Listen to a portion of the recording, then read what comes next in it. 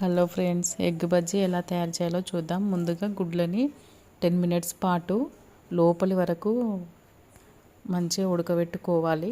తర్వాత మనం పిండి అయితే కలుపుకుందాం. ఇప్పుడు శనగపిండి తీసుకోవాలి. తర్వాత అందులో కొంచెం పసుపు, కొంచెం కారం, కొంచెం ఉప్పు వేసుకోవాలి.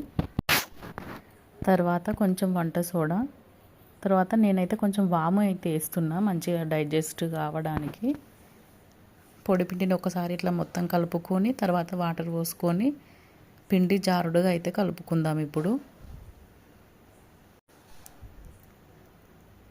మంచిగా కలవాలన్నమాట. మరీ మెత్తగా కలుపుకోకూడదు, వాటర్ చూసుకొని పోసుకోవాలి. చూడండి, ఇట్లయితే కలుపుకోవాలి. ఇప్పుడు ఆయిల్ అయితే వేడి పెట్టుకుందాం. ఆయిల్ బజ్జీ మునిగేటంతా పోసుకోవాలి. ఇప్పుడు ఉడకబెట్టుకున్న ఎగ్స్ ఉన్నాయి కదా, వాటి పొట్టంతా తీసుకొని నీట్గా ముంచుకొని పిండిలో ఆయిల్లో కాగే ఆయిల్ అయితే వేసుకోవాలి. చూడండి, ఇలా అయితే వేసుకొని అన్నీ చూడండి రెడీ అయిపోతున్నాయి. అన్నీ చాలా బాగున్నాయి. పిల్లలు అడిగితే సింపుల్గా చేసేయచ్చు. మనము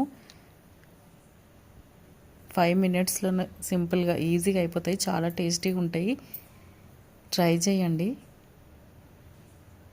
ఎప్పుడు బాయిల్డ్ ఎగ్ అని కాకుండా అప్పుడప్పుడు ఇట్లా డిఫరెంట్గా చేసిస్తే చాలా ఇష్టంగా తింటారు.